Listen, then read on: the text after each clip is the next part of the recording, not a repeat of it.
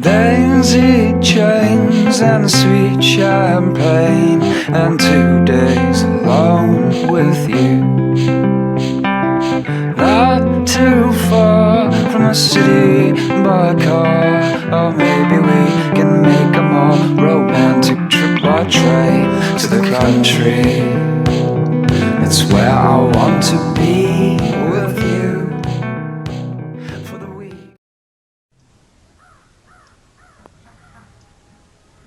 It just doesn't show up in the camera, does it? Hold on.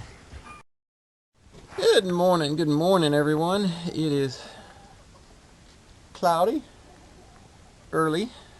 Woke up to a little dusting of snow on the grass out here. This is the third snow event that we've had. We got that 3 inches, then we got another wet snow late one night. Rain changed over to snow, got about 1 inch, and then by morning it had melted. And then now we got this one. Today's supposed to be the coldest day of this so far of this winter season, with high of only about 37, 38, something like that. Yeah. So it's kind of brisk out here. Good day to work. So it's a beautiful sunrise this morning also. So we tried to get some video and a picture. That's what opened up the video here. But we just don't have the high quality camera to really get it. But it was amazing just how beautiful that sun was underneath the clouds over there this morning. Over there. Yeah, over the solar. Past the solar panel. Yeah, it was beautiful. It was beautiful considering all the other things you could see out in the world. That beat the hell out of most of it, you know. So I want to well, let's see, what do we call this one? Same title, but I think I in the thumbnail I'll put finishing touches. We're in the finishing touches part of it. And I want to walk you through a little bit of what we've got going on. I've got some parts, pieces, bits and bobs worked on. We're almost done. Still got a bit of work to do, but it won't take too much. The first thing is, you see me, I've got my my little laser thermometer in my hand. Definitely helpful to have one of these, because then you know what you're doing. I've actually purchased, we found was over at Orscheln's, one of those big long meat thermometers. It goes all the way up to 700 degrees. Something like that, yeah. So what we're going to end up doing is I'll end up drilling a little hole here. I haven't insulated this door yet, but it's coming. Oh, that's warm. And if you look up in there, this is what, the third fire or the second? Second fire. Second fire. So switch that over. 390, 400, 485, 527. So it's warming up on that. So all those coals that you see in there, I took the shovel over there. I just moved. I took that shovel and I scooped them out of the barrel stove in the greenhouse this morning to get a second fire in there. So the first one, we brought the internal brick up to about 180 to 200 degrees. Something like that. And let it sit for a bit.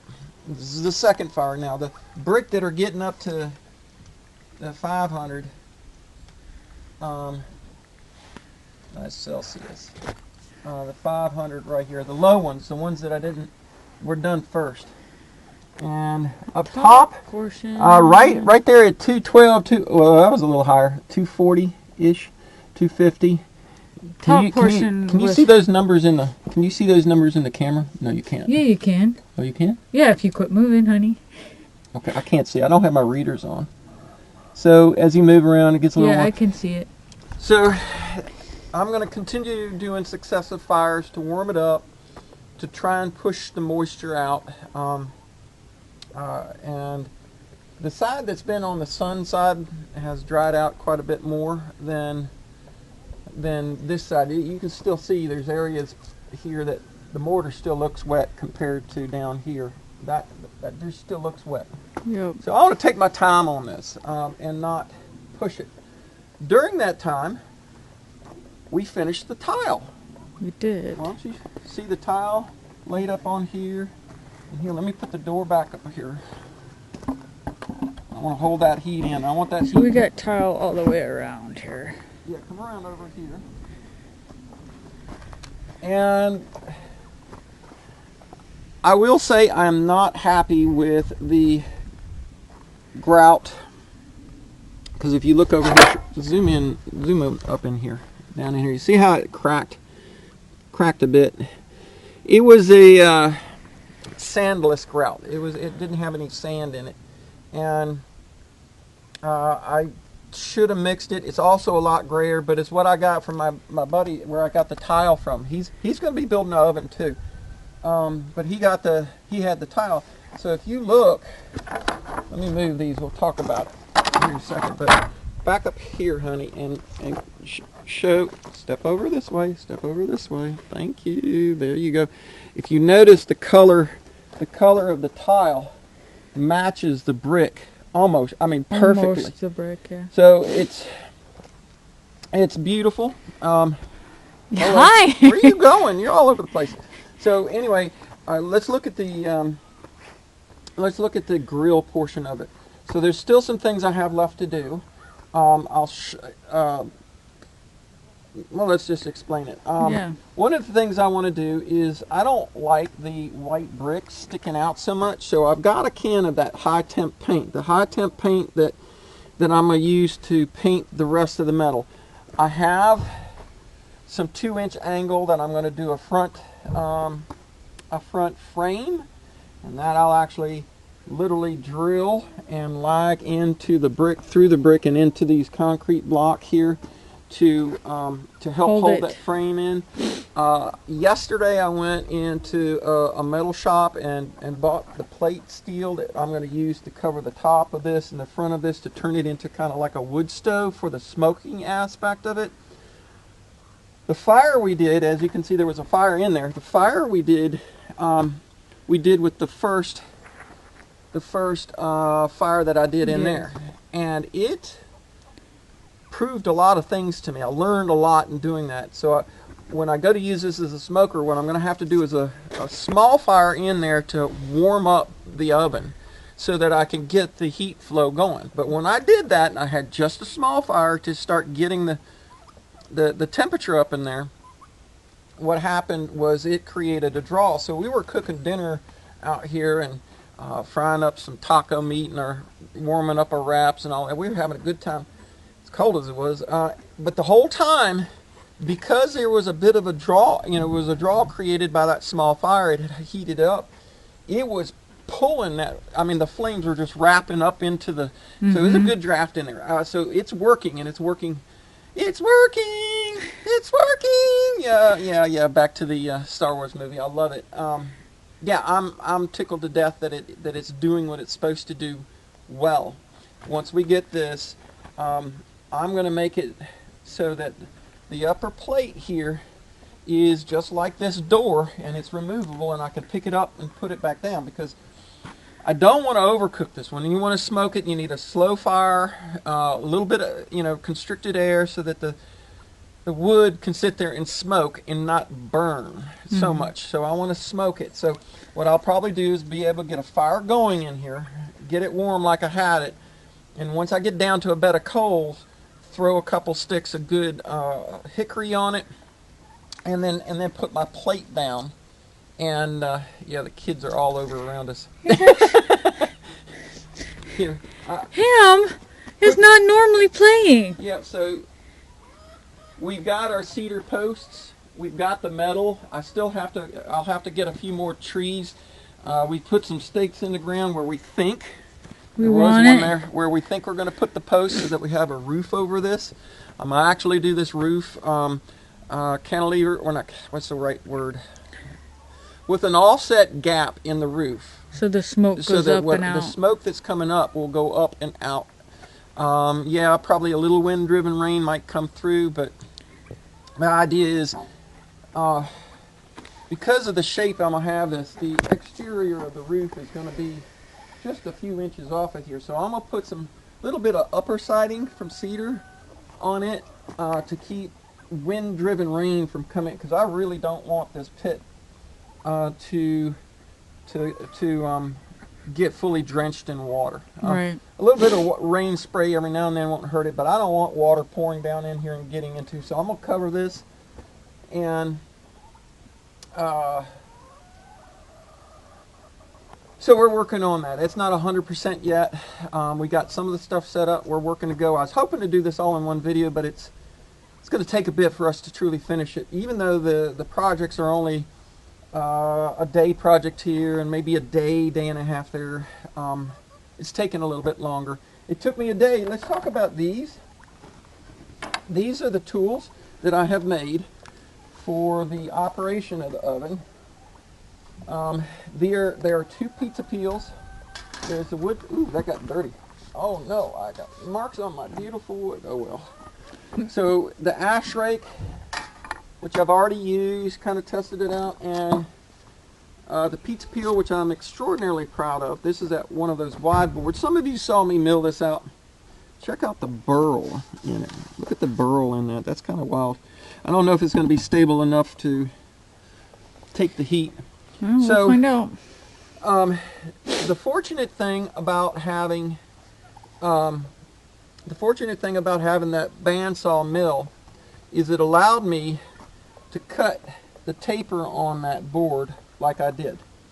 So we were over at the mill. You can see there's a big pile of logs over there for my community member. We're getting some wood cut up for his cabin. So he's taking the trees off of one of the lots, and we're going to mill them up for rafters and 2x4s and stuff like that. So we're going to mill it up. Well, while we were doing it, I took this board, and when we had a cant that I could lay it on, I laid it on the cant at an angle and then ran it at that just ever so slight taper.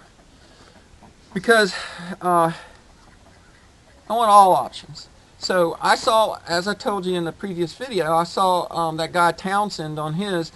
They had a really rough looking essentially pizza peel or a giant spatula, whatever you want to call that thing, made out of wood, and it just tapered down into a nice little stick for a handle. And it was also something I noticed is the tip end of it, from going in and out of the heat, the very high temperature oven, the tip end had charred. So all I really want is, or need, I should say, need is about 12 inches for a 12-inch circle pizza. However, I left it long for options so I could put in something bigger, and to see, you know, if this did char and I needed to sand it down and clean it up from time to time, you know, who knows. Got it branded, nice long stick. You see the handle good? Mm-hmm. All right. So for this, and on these handles, instead of rounding them over with like half round or 3/4 round to make it more round, I only did a 1/4 round, and these are 1 by 1.5 inches, so that you could get your hands on it and you could really work this thing, that you had the control that you want over it. So I did all the handles the same. And what I see when you buy these pizza peels online is they generally have 2 different shapes or 2 different kinds.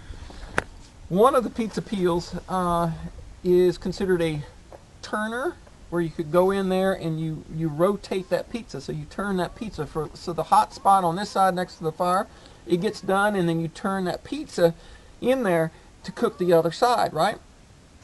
Well, I wanted to try and get a lightweight aluminum one, so I bought one of those medium-sized cookie sheets from Wally World, and you can even see their little stamp down there. And essentially, I cut the ring off of it, cut the flat out of it, and then did a couple of stiffener bends, little diagonal stiffener bends, but it's a little flexible. So I'm not so sure this is going to work, but it's a shot. But I can easily replace it. I can unscrew this and pull it out. Yesterday we went to the metal shop, and I got the sheet metal and some angle iron and stuff to work on the enclosure here. And I checked on a piece of aluminum. They had a piece of sheet aluminum there. I almost got it, but it was about twice this size, and they wanted like $45 for that piece of metal. $45. Now the rest of the steel, $100. I mean, just for what I got, it was hardly that much metal, and it was $100. Show you that here in a second, because we're working on a couple of pole mounts for a system for one of my other neighbors, and we got the pole mount stuff, same setup as what we got here. But to finish with the tools, this is the ash scraper, or the ash rake. Let me move this up. We'll set this here. Now look in here. So it's meant so you can push up against it and get your fire out of the way, or if you need to pull it back out. This is real simple. The handle was basically straight off the strips of wood that came off that board, and this is a piece of 1.5 inch angle iron, 1/8 inch thick, and all I did was notch it out to give me a nice little triangle brace across it. And then if you look at it from the side, when I cut the notch for it to fit into the wood, I did it at a slight angle so that, step back, no, step back over here, step back over here. All right, so if I had put it in there at 90 degrees, in order to work that at 90 degrees, I'd have had to have my hands down low to the brick. By cutting that at an angle, it allows me to keep the scraper at a 90 degrees to the brick, but my hands can be up high. So I gave it a little angle so I could do it like that and not have to come in like that. Just you see the angle, okay? Yeah. All right, so that's the explanation of that. Little piece of angle iron, ground down, shaped up, smoothed up, and then painted with that same high temperature paint. What do you think, Smokey? Smokey's over here checking it out. You want to go up top? And then the last tool is a simple wooden handle stick, same as these others. I cut a whole bunch of them for it, but with what will be the mop. So when I get, it's warm. That's really warm, buddy. Nice. You don't want to get your head down in there. He always looks down in there, and you don't want to do that, buddy. Not when the fire's going. So once you get your fire going, and you're going to push your coals out of the way, you need some way to kind of clean off the brick so you can throw your pizza down and not eat a whole mouthful of ash. So that's what the mop is for. It's basically a mop, the old-fashioned style. And all I did was took an old pair of my Carhartts, and where the front was all eat up from holes, I just took the back side of the pant legs and cut them up to make myself a little mop. I've got a little piece of aluminum electric fence wire wrapped around it. I can't show it to you now because I went and covered it, but I sanded a notch all the way around it, so when I tighten that wire around it, you're not going to get that off unless you pull the wire off. You have to undo the. Where are you going, dude? You like this, huh? Just like the last thumbnail. Give me a kiss. Give me a kiss. Give me a kiss. Huh? You want to come down? You don't want to get down in there. No, you don't. it's too hot, buddy. Hey. No, Smokey. you don't, buddy. It's too hot, honey. That's a good boy. So, let's see, what else? I still think I want to insulate the door so that when I get this thing really hot, that wood's getting hot, but not too much. I'm concerned about it now. It hasn't even charred. So here you go. I've got the tools. Go over here and let's go over here real quick.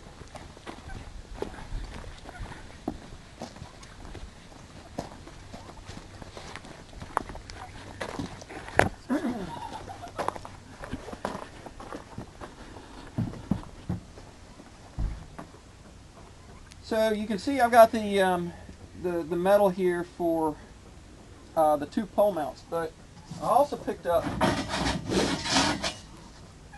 this is a 1/4 inch by 3/4 inch flat bar, a little piece of 3/4 by 3/16, a little piece of 3/16 by 1, some different size flat bar for, there he is, Smokey, and one more piece of this 2-inch. Now this is a thicker. No, I'm wrong. That's the same. No, it's the thickness. same. This is the same. I got the right thing. All right, so this is going to be the framework for the front door that I'm going to turn it in, to the frame for the grill area. We got a chorus going. Yeah, might actually get some eggs. Birds have been low on eggs. And then this sheet will be the front. Pull these all out of the scrap bin, so I'm going to have to cut them to length and width. And this is the other piece. And what do you say this was? This is not quite 1/8 inch, 3/16. No, 3/32. Not quite. Not quite. It's like I think he called it 14 gauge. So this one will be the top. The other one will be the bottom. And there you go. Those pieces of flat bar, these 2 pieces of sheet metal, and this one piece of angle iron was $100. So the rest, there was over $500 in metal for those pole mounts, which was crazy, total crazy. So wrap it up. Final touches. It's taking me a little longer because there's other things that are going on. I mean, like coming up in a few days, we're going to a place and we're going to cut down a whole bunch of very tall, straight white pine, yellow pine, white pine. Pine trees. Pine trees. I think it's yellow pine. Anyway, we'll be doing that so we can put a huge stack of pine logs on the mill. So there's a lot of things that we're doing, plus staying out of the cold as much. Trying to when we can, and getting firewood. We've been cutting firewood like crazy for this year because we're going to need it for the greenhouse and all of that. Everything. So anyway, that's what we got. That's where we're at. I want to add one last thing. When we get these things done, at some point we're going into going to go back into product production mode. I keep talking about this. We want to do it, but I want to get my homestead done first because we still got the root cellar to do. Yeah. We're going to go at some point. We're going to go into product production mode. So we'll probably just put it out there that we're going to maybe take orders or just go to making stuff, cutting boards. Anybody who wants, the brick oven tools, I like those. I'd love to be able to produce those. That big wooden one, yeah, you can go online and buy the cheap little aluminum ones for not too expensive. But the big wooden one, man, that's like the difference between DeWalt and pick your cheap Harbor Freight tool. I mean, that's the one that it's what kind of really classes everything up about having the brick oven and stuff. So being able to make those tools, cutting boards, maybe another apple presses, the cheese presses.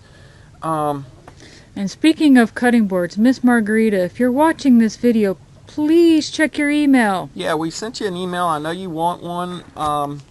But I'm having some issues with finding some black walnut at the moment. I haven't seemed to get my hands on some walnut so I could do some color variation in the wood.